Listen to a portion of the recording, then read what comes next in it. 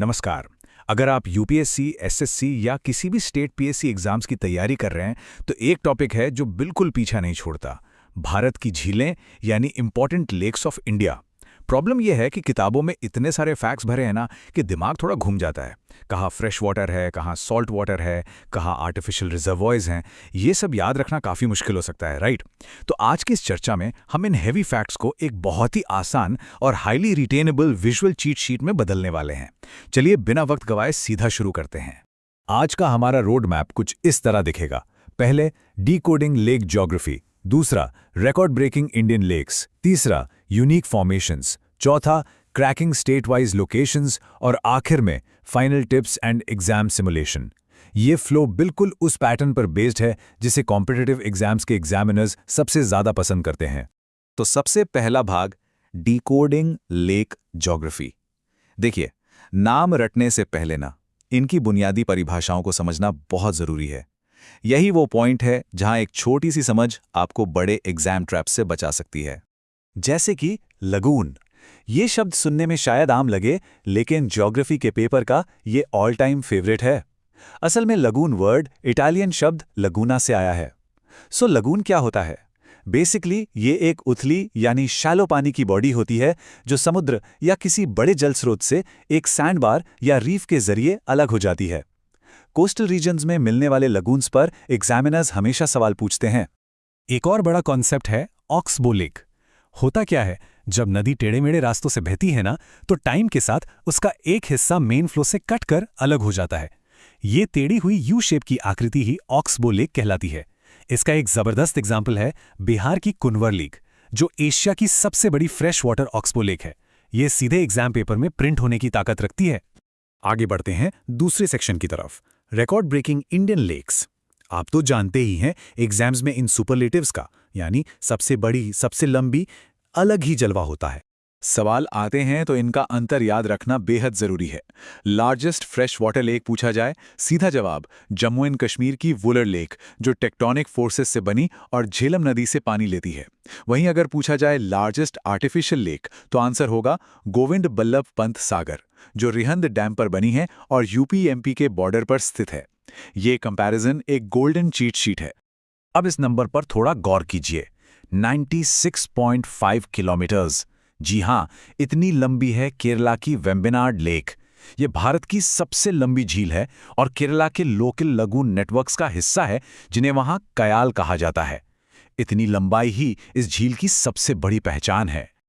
अब ध्यान दीजिएगा, क्योंकि ये एक क्लासिक एग्जाम ट्रैप है। लोग अक्सर लार्जेस्ट सॉल्ट वाटर लेक देखकर कंफ्यूज हो जाते हैं। अगर सवाल में इनलैंड सॉल्ट लेक पूछा है, यानी जो जमीन के बीच में है, तो आंसर राजस्थान की सांभर लेक होगा। लेकिन अगर कोस्टल लगून पूछा है, तो सीधा ओडिशा की चिलिका लेक पर टिक लगाना है।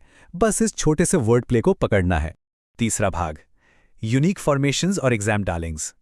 अब हम ऐसी झीलों की बात करेंगे जिन पर आधारित ट्रिविया क्वेश्चंस एग्जामिनर्स हर साल सेट करना पसंद करते हैं।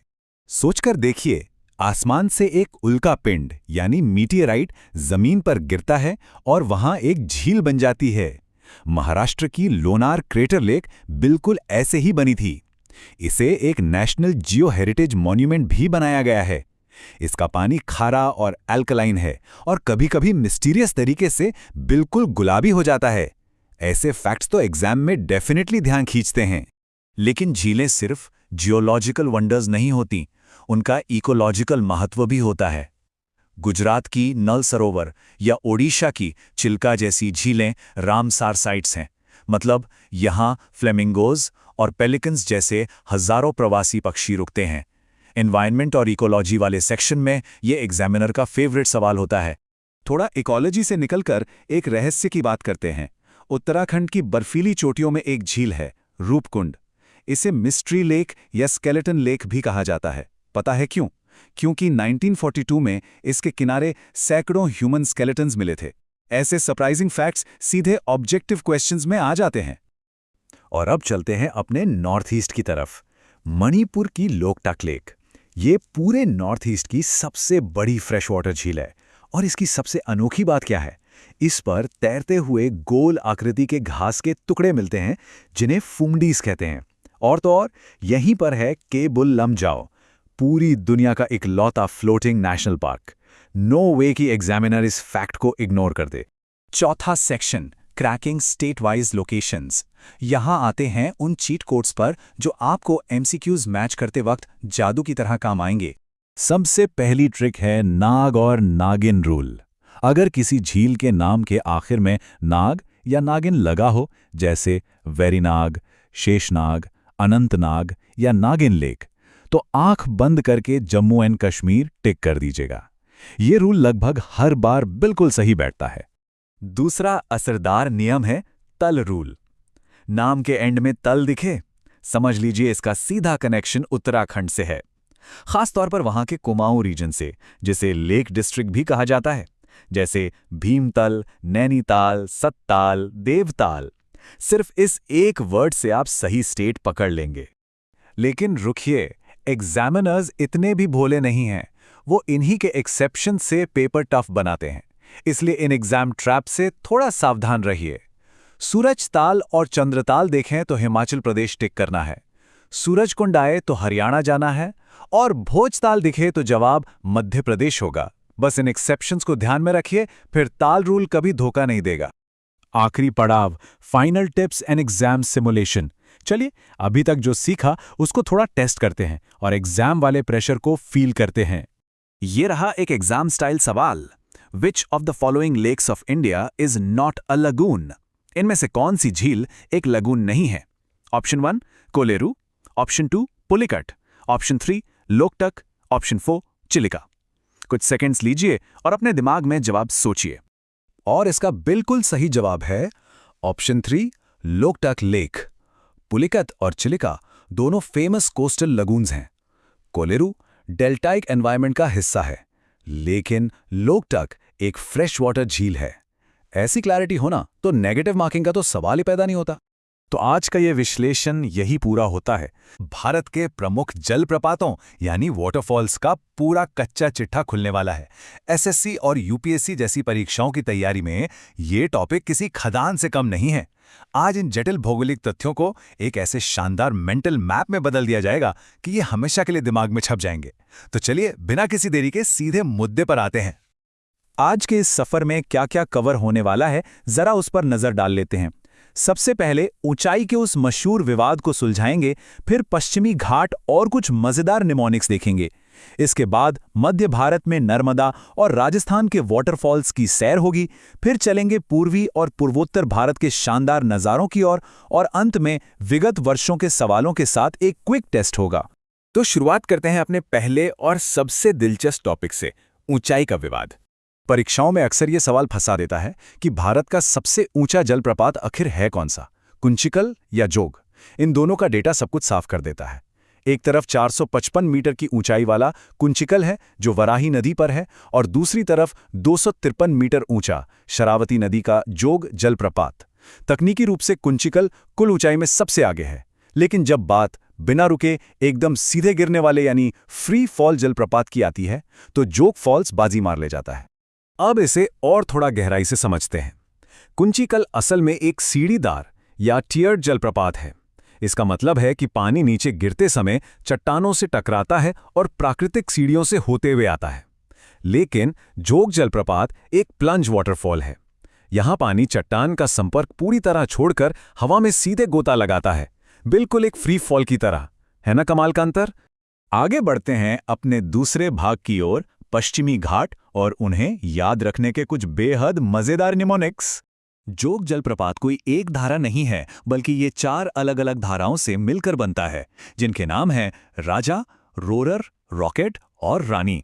अब इन्हें याद कैसे रखा जाए? बहुत ही आसान सी ट्रिक है। बस दिमाग में एक तस्वीर बनाइए कि राजा और रानी एक रॉकेट के अंदर बैठे हैं और डर के मारे रो रहे हैं या रोर कर रहे हैं। ये ट्रिक सुनने में भले ही थोड़ी अजीब लगे, लेकिन यकीन मानिए एग्जाम हॉल में यही चारों नाम तुरंत याद आएंगे। अब आते हैं दूध सागर और शिव समुद्रम जलप्रपात पर।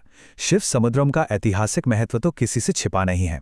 क्या ये बात मालूम थी कि यहीं पर साल 1902 में पूरे एशिया का सबसे पहला जल विद्युत संयंत्र यानी हाइड्रो इलेक्ट्रिक प्लांट स्थापित किया गया था? इसकी 90 मीटर की ऊंचाई और पानी का भारी बहाव बिजली बनाने के लिए बिल्कुल परफेक्ट कंडीशन बनाते हैं। ये भूगोल और अर्थव्यवस्था के अद्भुत मेल का एक जीता जागता उदाहरण है। अब सवाल उठता है कि इनकी नदियों के नाम कैसे याद रखे जाएं। तो सुनिए, दूध सागर मांडवी नदी पर है। बस इमेजिन करना है कि दूध यानी मिल्क में बिस्किट डूबी हुई है। डूबी से मांडवी नदी तुरंत दिमाग में क्लिक करेगी।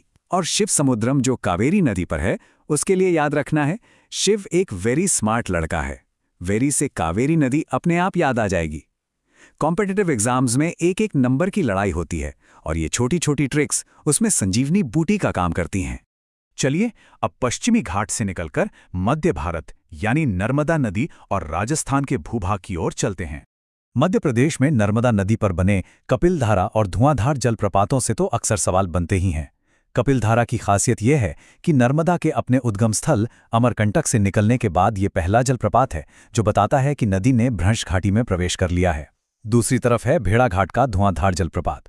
भले ही इसकी ऊंचाई सिर्फ 10 मीटर है, लेकिन जब पानी सफ़ेद संगमरमर की चट्टानों के बीच से गिरता है तो पानी की सूक्ष्म बूंदें सचमुच धुएं का एक जादुई भ्रम पैदा कर देती हैं। इन्हें नर्मदा नदी से जोड़ने की ट्रिक भी एकदम शानदार है। बस एक हिंदी शब्द याद रखना है, नरम। कपिल का स्वभाव बहुत नरम है और धुआं आसपास की मिट्टी को नरम कर देता है।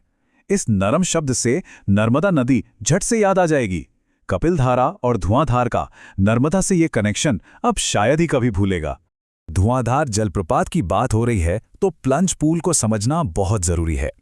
जब ऊपर से पानी लगातार भारी मात्रा में एक ही जगह पर गिरता है तो वो पानी और पत्थरों की ताकत मिलकर एक भारी भरकम ड्रिल मशीन जैसा काम करती है और समय के साथ नीचे की ठोस चट्टान कटकर एक बहुत गहरे प्राकृतिक कुंड में बदल जाती है। इसी कुंड को प्लंज पूल कहा जाता है। थोड़ा और उत्तर की ओर चलते हैं, राजस्थान में चंबल नदी पर स्थित चूलिया जलप्रपात की तरफ। ये क्षेत्र पानी के भयंकर कटाव का एक जीता जागता सबूत है, जिसे बैडलैंड टोपोग्राफी या चंबल की बीहड़ कहा जाता है।